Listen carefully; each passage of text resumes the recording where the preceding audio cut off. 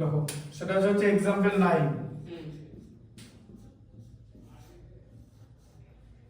আচ্ছা एग्जांपल 9 কি বলেছে ম্যাথসটা বলেছে হচ্ছে if 15 workers can build a wall in 48 hours, how many workers will be required to do the work in 30 hours? তাহলে বলেছে একটা ওয়াল বানাতে 48 আওয়ার্স লাগছে, তার জন্য 15টা ওয়ার্কার লাগছে, কিন্তু এখন সময় কম, বলছে 30 আওয়ার্স এর মধ্যেই বানাতে হবে, তাহলে তো ওয়ার্কার বেশি লাগবে, কটা লাগবে সেটা বার করতে হবে। তাহলে ওয়ার্কার বার করতে হবে, তো তাহলে ওয়ার্কারটা রাইট সাইডে থাকবে, ঠিক আছে। তাহলে লেফট সাইডে থাকবে হচ্ছে টাইম, যার ইউনিট হবে হচ্ছে আওয়ার্স, ঠিক আছে, আর রাইট সাইডে থাকবে হচ্ছে ওয়ার্কার্স। তাহলে 48 আওয়ার্সে 15টা ওয়ার্কার্স লাগে, ঠিক আছে। তাহলে 30 আওয়ার্স এর মধ্যে কাজটা সারতে গেলে কটা ওয়ার্কার লাগবে, ঠিক আছে। তাহলে এটা হচ্ছে অপোজিট প্রপোর্শন বা অপোজিট রিলেশন।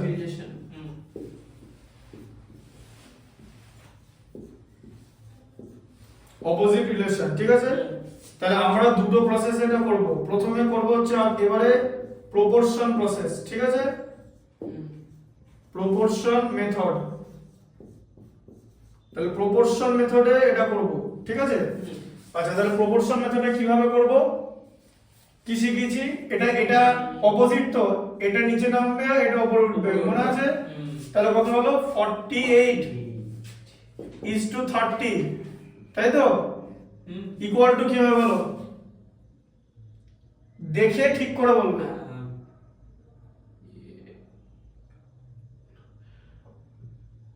b আর 50, হ্যাঁ b:50, ঠিক আছে। আচ্ছা এবার বলো তুমি কোন প্রসেসে সলভ করবে, ডিভিশনে যাবে না মাল্টিপ্লিকেশনে যাবে? ডিভিশন। তাহলে ডিভিশন করো, তাহলে 48 বাই কি হবে, 48 বাই b, আবার b, সরি 30, 48/30, বারবার b বলছো কেন, 48/30, বুঝতে পারলে, এটা ইজ টু এটা আছে, এই কথাটার মানেই তাই। 48:30 কথাটার মানে হলো 48/30, a is to b কথার মানে হলো a বাই b, বুঝলে। ডিভিশন গেলে ফার্স্ট কে সেকেন্ড দিয়ে ডিভাইড করতে হবে, তাহলে b/15 হবে তো। এরপর কি করব বলো, এরপর হচ্ছে কি প্রসেস বলো, এই দেখো ক্রস মাল্টিপ্লিকেশন প্রসেস। হ্যাঁ মনে ভুলে যাচ্ছ কেন, ক্রস মাল্টিপ্লিকেশন প্রসেস, ঠিক আছে, বুঝতে পারছো। তাহলে 30 এর সঙ্গে কি 30 কে কি দিয়ে মাল্টিপ্লাই করব বলো, 30 ইনটু b মানে 30b ইকুয়াল টু 48 ইনটু কত হবে 15। তাহলে b এর ভ্যালু কি হবে বলো এখান থেকে, দেখো এগুলো বার করা খুব সহজ, আমি বলে দিচ্ছি। এখানে 30টা b আছে ভাই, তাই তো, তোমায় কটা b বার করতে বলেছে, একটা b তো। তাহলে 30টা b এর ভ্যালু যদি এত হয়, তাহলে একটা b এর ভ্যালু বেশি হবে না কম হবে? কম হবে। কম হলে কি হবে 29। তোমাকে 30টা b এর ভ্যালু দিয়েছে তো, এটা একটা b এর ভ্যালু বার করতে বলেছে তো, কম হলে কি হয় ডিভাইড হয় তো, ব্যাস ওই 30টা নিচে চলে যাবে। বুঝলে আর কেন হচ্ছে, তোমাকে 30b থেকে 1b বলেছে না, তাই না। তোমাকে তো 30টা b এর ভ্যালু যদি এটা, তাহলে একটা b এর ভ্যালু তো কম হবেই, তাই ডিভাইড হয়েছে, বুঝলে। তাহলে কত হলো 15 2 দিয়ে চলে গেল, 48 কে 2 দিয়ে ডিভাইড করে 24, বুঝলে। তাহলে কি লিখতে হবে যে 24 men will be required, 24 men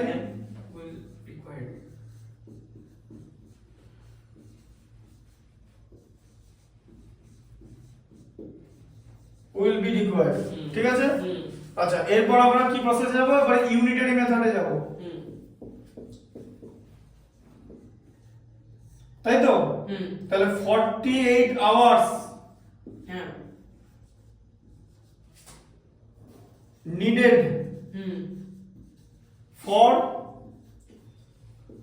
15 men, তাই তো। 15টা ওয়ার্কারের জন্য 48 আওয়ার্স, তাহলে 1 ঘন্টার মধ্যে যদি কাজ করতে হয়, তাহলে লোক বেশি লাগবে না কম লাগবে, অবশ্যই বেশি লাগবে। হ্যাঁ, কি করে আমার বুঝিয়ে দিচ্ছি, দিকে দেখো সিস্টেম কি হয়।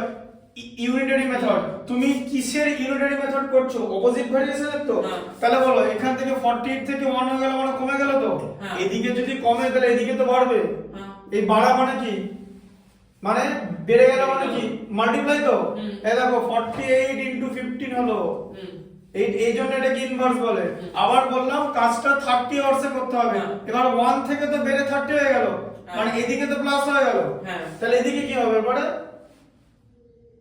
এদিকে কি হবে? মাইনাস হয়ে যাবে, মাইনাস হওয়া মানে কি? মানে ইনটু হয়ে যাবে। মাইনাস হওয়া মানে ইনটু, মাইনাস হওয়া মানে ডিভাইড হয়ে যাবে। হ্যাঁ, কমে যাচ্ছে তো এদিকে। কমে যাচ্ছে। একদিকে বাড়লে একদিকে কমবে। কমবে। এইটা হচ্ছে কনসেপ্টটা, ঠিক আছে? দেখো 15 2 সে 30 আর 48 কে 2 দিয়ে ডিভাইড করলে হচ্ছে 24, ঠিক আছে? তাহলে কি লিখতে হবে? 24 men will be required. Hmm. 24 men are required, তাই তো? হুম। তোমার অ্যানসার ঠিক হচ্ছে কিনা কি করে বুঝবে? হুম। এই টাইম হচ্ছে এ আর ওয়ার্কার্স হচ্ছে বি তো। হ্যাঁ। তাহলে এ এর প্রথমে ভ্যালু কি আছে? এ বি করে দেখতে হবে তো, এ এর প্রথম ভ্যালু কি আছে? 40, তাকে কি দিয়ে মাল্টিপ্লাই করব? 50, 15 দিয়ে। হুম। ঠিক আছে, কত হয়? 720 হয়, ঠিক আছে? হুম। 30 কে কত দিয়ে মাল্টিপ্লাই করব তাহলে? 24, 24 দিয়ে, ঠিক আছে? তাহলে কত হলো? 720 মিলেছে। হ্যাঁ। এ বি কনস্ট্যান্ট মিন্স তোমার অ্যানসার ঠিক আছে। ঠিকই আছে। কনসেপ্টটা বুঝতে পারলে? হুম। করো না।